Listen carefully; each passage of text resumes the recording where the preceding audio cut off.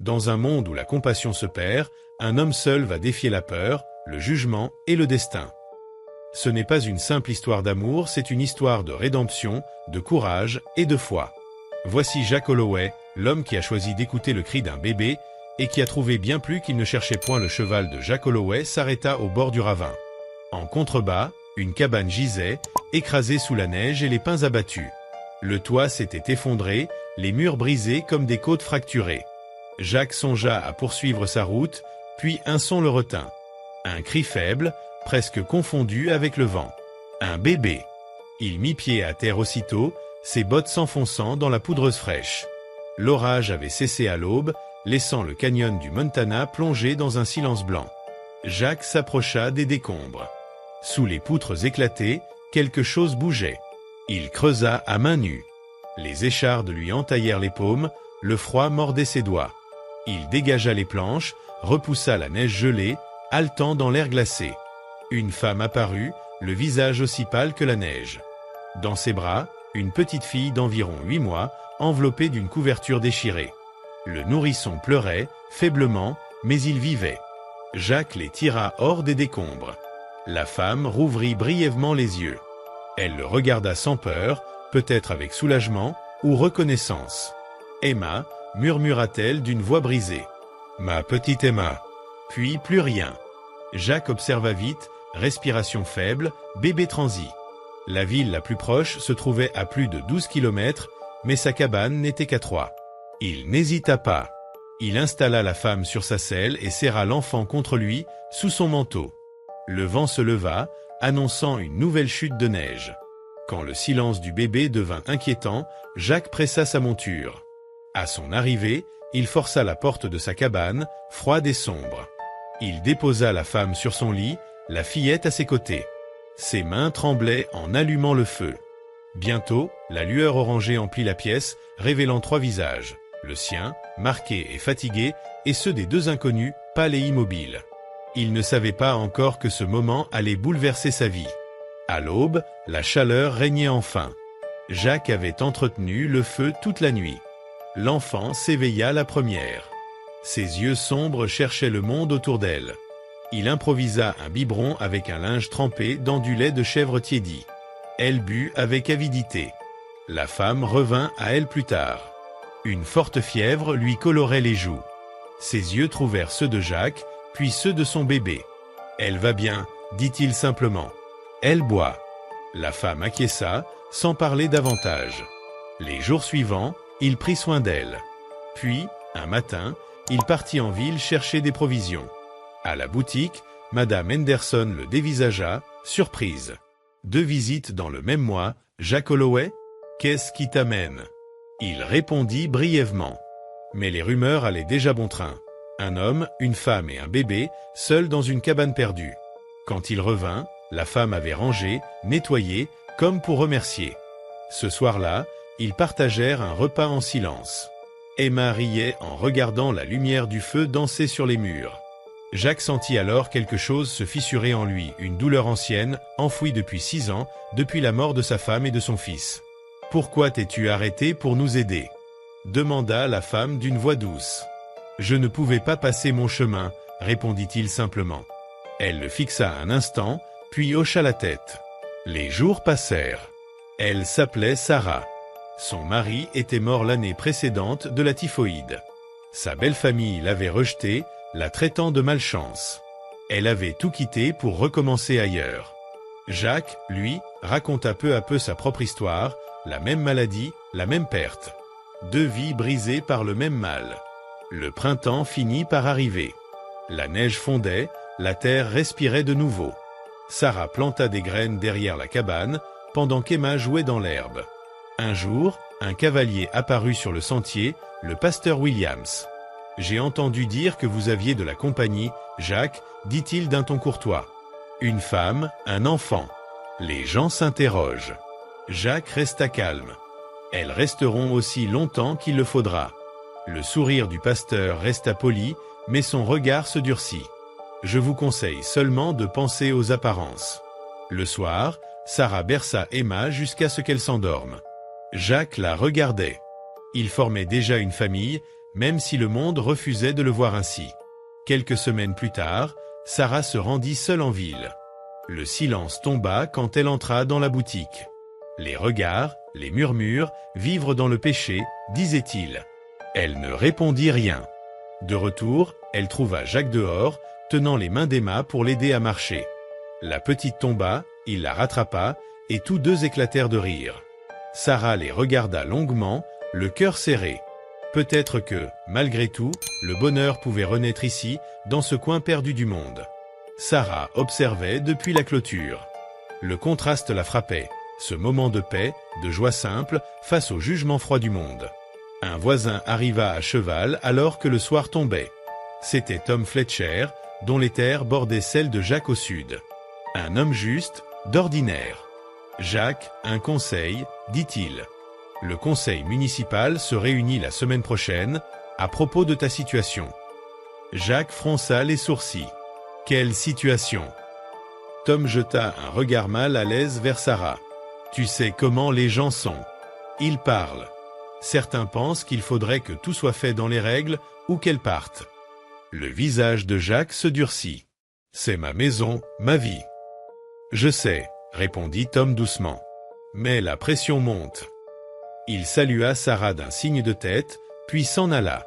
Ce soir-là, après qu'Emma se fut endormie, Jacques et Sarah nettoyèrent la vaisselle ensemble.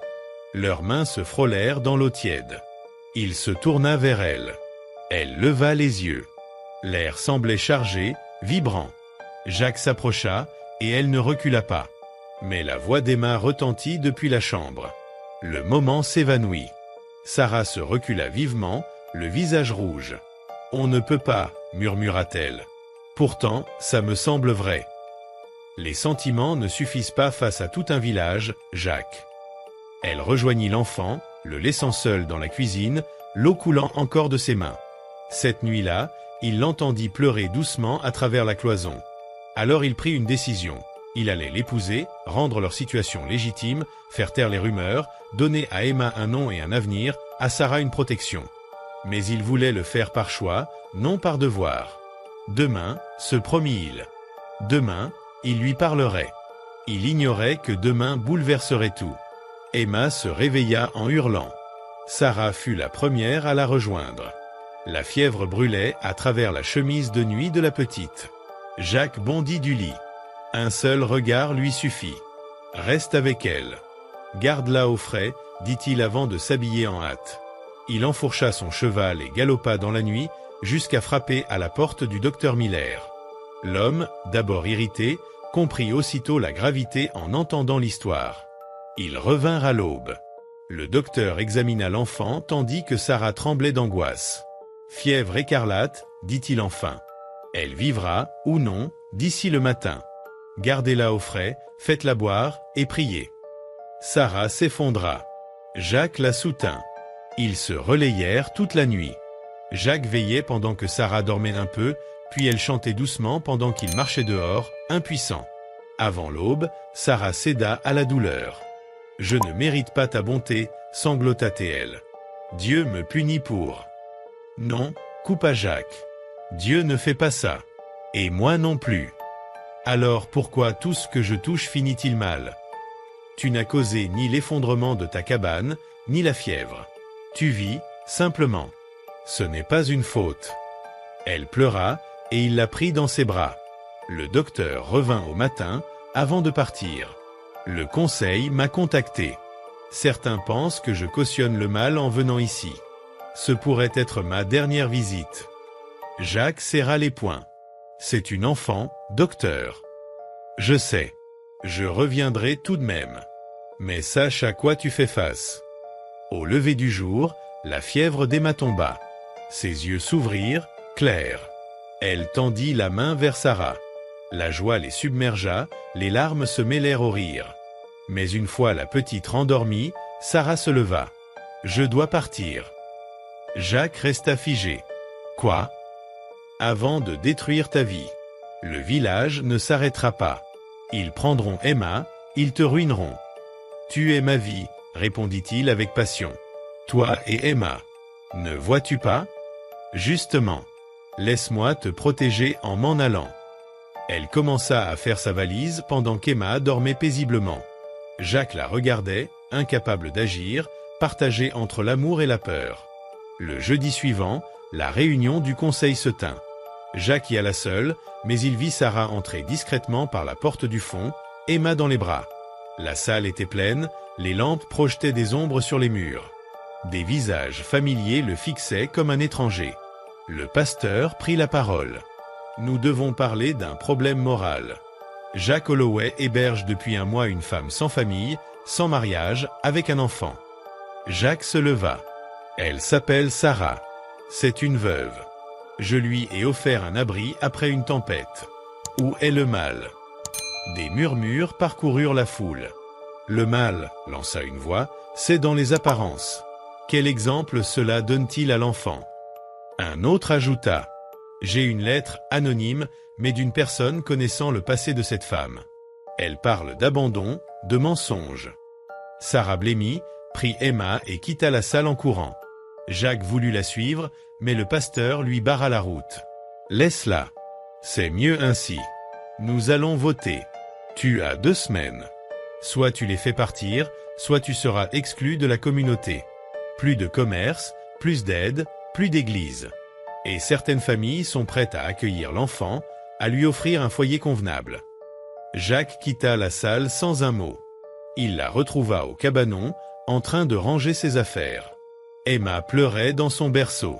« Je ne les laisserai pas te l'enlever, dit-il. »« Ni te condamner, répondit Sarah. J'irai vers l'ouest, je trouverai du travail. » Il voulut protester, mais douta. Était-ce de l'amour ou de l'égoïsme? Il resta silencieux. Cette nuit-là, il veilla seul devant le feu, repensant à tout ce qu'il avait perdu. Sa femme, son fils, les années de solitude. Sarah et Emma lui avaient rendu quelque chose qu'il croyait mort, un but, une chaleur. Les laisser partir, c'était choisir la mort une seconde fois. L'aube se leva. Le soleil dorait les montagnes. Sarah était dans la cuisine, nourrissant Emma. Elle ne le regarda pas. Jacques s'agenouilla devant sa chaise. Ce n'était pas une demande en mariage, c'était quelque chose de plus profond, une promesse. « Ne pars pas, Jacques. Écoute-moi. Pas pour moi, pour Emma. Elle mérite de grandir dans un endroit où elle sera aimée, en sécurité. Et toi, tu mérites d'arrêter de fuir, d'avoir enfin un foyer. Et ta vie, la ville, tout ça ?» demanda-t-il. « Ils ne peuvent rien prendre de ce qui compte vraiment. Nous sommes déjà une famille. Alors faisons-en une vraie, dit-il doucement. » Les yeux de Sarah se remplirent de larmes. « Ils te détruiront, murmura-t-elle. »« Ils ont déjà essayé, répondit Jacques. Il prit sa main. « Quoi qu'il arrive, on y fera face ensemble. Tu n'es plus seul. Et moi non plus. » Emma le regarda et dit clairement.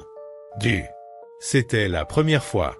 Sarah eut un hoquet de surprise. Les yeux de Jacques se brouillèrent. La petite tendit les bras vers lui et il la prit contre lui. Sarah se leva, les entoura de ses bras. Ils restèrent là, 3 âmes unies, pendant que la lumière du matin baignait la cabane. « Dimanche, dit Jacques finalement, j'irai à l'église. Et je te demanderai officiellement ta main devant tout le monde. » La peur et l'espoir se disputaient sur le visage de Sarah. « Ils te détruiront, répéta-t-elle. Ils ont déjà essayé.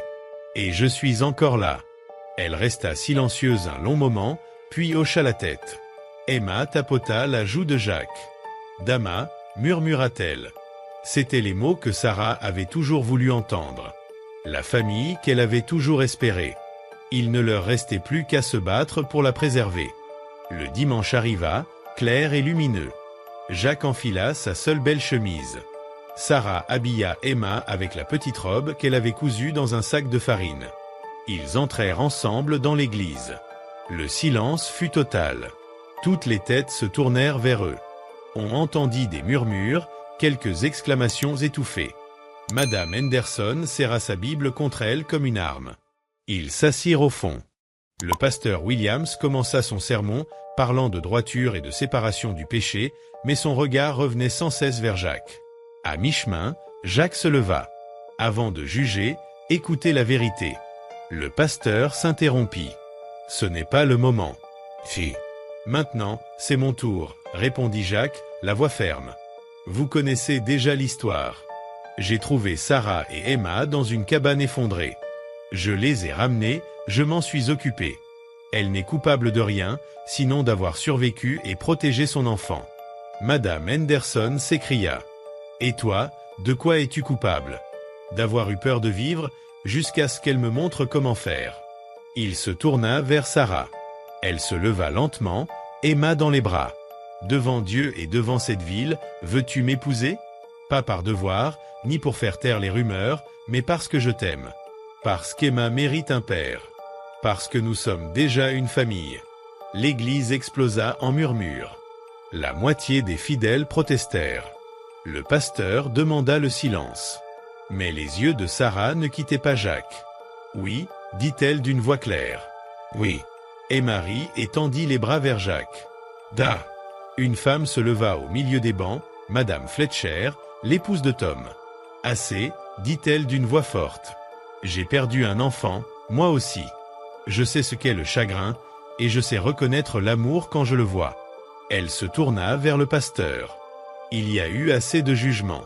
Laissons-les vivre. Peu à peu, d'autres se levèrent. Pas tous, mais assez. Tom Fletcher, puis le vieux monsieur Chen du magasin, puis 3 familles du Nord et enfin le juge de paix. Je peux vous marier ici et maintenant, dit ce dernier. Le pasteur voulut protester, mais monsieur Chen l'interrompit. Votre autorité s'arrête là où commence la décence, révérend. Ils sortirent. Ceux qui voulaient être témoins les suivirent. Les autres restèrent à l'intérieur. La cérémonie fut simple. Pas de fleurs, pas de musique, seulement des vœux sous le ciel ouvert. Je le veux, dit Jacques. Je le veux, murmura Sarah. Emma applaudit joyeusement. Le juge les déclara mari et femme. Certains applaudirent, d'autres partirent sans un mot. Jacques embrassa Sarah, un baiser simple, vrai, sincère. Ils rentrèrent chez eux, unis désormais. Tout le monde n'approuvait pas, mais assez de cœurs s'étaient ouverts pour leur donner une chance. Et c'était suffisant. Les semaines passèrent. Juin apporta l'été. Le jardin de Sarah débordait de vie. Les haricots grimpaient, les tomates rougissaient, les herbes embaumaient l'air du matin. Emma courait entre les rangées, poursuivant les papillons. Elle riait chaque fois qu'ils se posaient juste hors de portée. Jacques agrandissait la cabane, une vraie chambre pour l'enfant, un atelier, un avenir à construire.